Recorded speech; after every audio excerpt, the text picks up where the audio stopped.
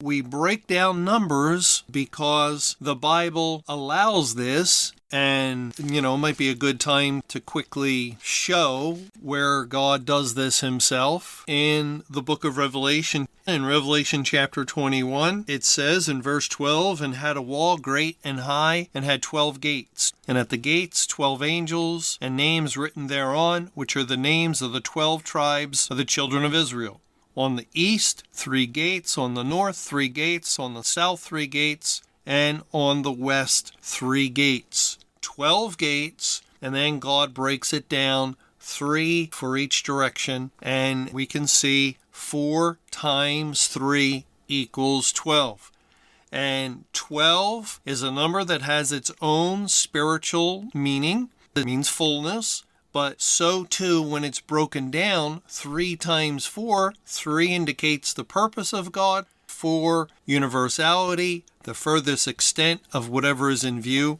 And so in this case, in Revelation 21, it relates to the new heaven and the new earth and all of God's elect. But that's why we break numbers down. Those 2 numbers bring added spiritual significance. Now, sometimes there's a number you can't break down. That is, to break down a number like 65. Enoch was 65. Okay, with the number 65 right away, any number ending in a 5 or a 10 can be broken down or divided by multiples of 5. And so you divide 65 by 5, and it turns out you can do that 13 times. 65 broken down is 13 times 5 equals 65. And that's where we get our 2 numbers. 5 cannot be broken down further, neither can 13.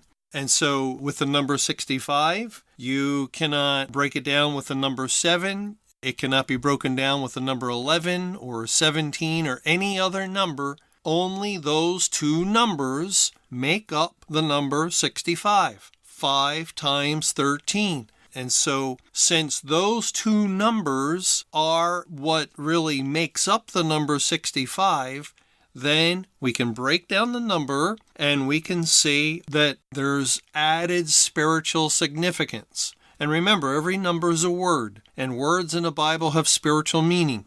And so the number 65 can be broken down to 5, which is the number for atonement, times 13, which is the number for the end of the world.